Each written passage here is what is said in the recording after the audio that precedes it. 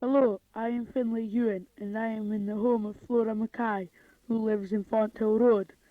She is a friend of our family, the Ewans, and I am here to ask her a few questions about the Highland Clearances. The Highland Clearances are not really ancient history, because Flora's father was evicted from Coleraine Moor when he was 20 years old. Unfortunately, the Mackay family problems started 50 years before that when they were evicted from Strathnaver in the north of Sutherlandshire. Flora, do you remember any stories being told about the Strathnaver evictions? My knowledge of the evictions comes from books and from stories told by older people. They were very cruel. There was one story about the men evicting people, putting a house or shieling on fire when there was an old lady inside who was too feeble to move, and she was burnt to death. What happened to your forebears when they were evicted from Strathnaver?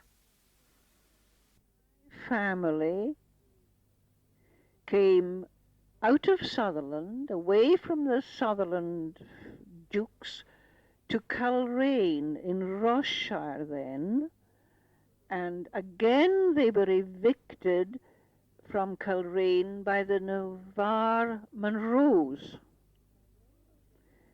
Then they went to Coleraine Moor, and sadly the shelter they were in went on fire accidentally. Later on, one Sheriff Simpson of Inverness offered people who had been evicted fews of land.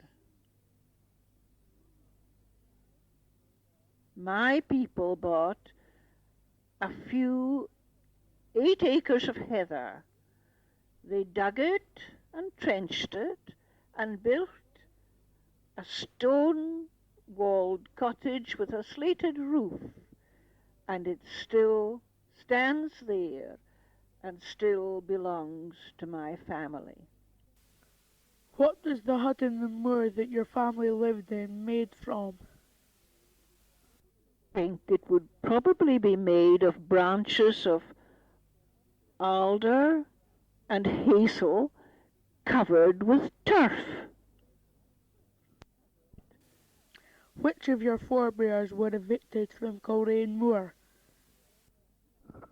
My grandfather, George Mackay the weaver, and my father, Donald Mackay, who was 20 years old about then, and the rest of the family.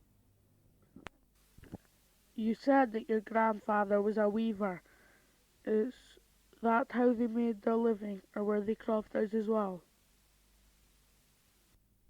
Yes, he was a weaver and made a living that way, plus growing crops on the 8 acres, and there would have been a cow and rabbits, and still there are roe deer there. Were any of your other forebears involved in the clearances? In the Croik clearances, there was a relative, Margaret Mackay, who was known as Cripple Peggy. She resisted the eviction from Croik. She was very naughty. She put a stone in the toe of her black woolen stocking and laid about her with it, and of course she was badly injured by the soldiers or whatever, and she was always lame. And then there was another, Ronald Mackay, who was evicted from Strathnaver, but the boat they were in going abroad was wrecked on Orkney, and his father was born on the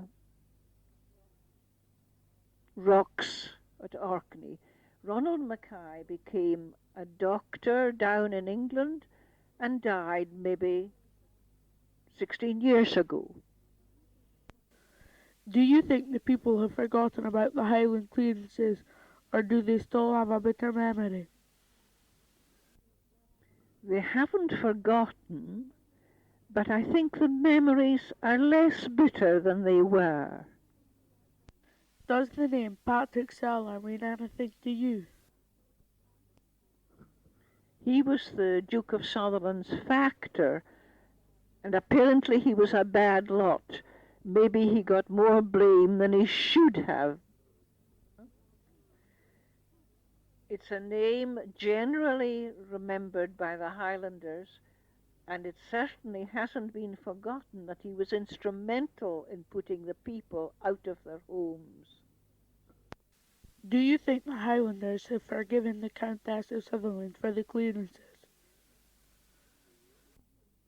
No, just a few years ago, the National Mod was in Gospey, and the Mod Committee thought it would be rather a nice gesture to make the Countess the Mod chieftain.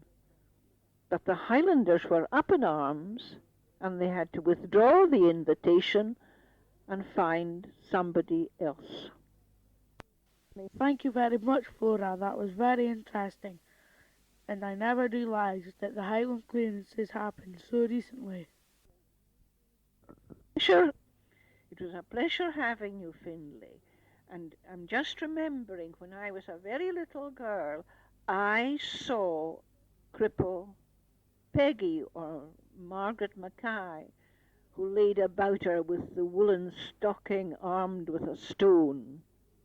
You see, so you see, it wasn't so very long ago. This interview is of special interest to Ferryhill Primary School pupils because Miss Mackay taught here for several years before she retired in 1977. Miss Mackay is quite unique.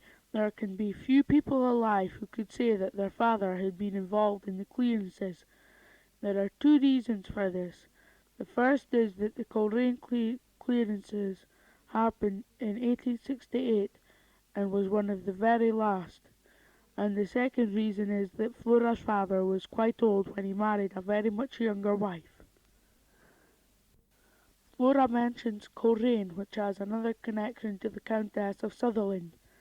After the Duke of Sutherland died, his family rejected Duchess Blair, his second wife, and his son became the occupant of Dunrobin Castle. Out of spite, Duchess Blair built Carbonsdale Castle at Coleraine, overlooking the only railway line to Dunrobin Castle.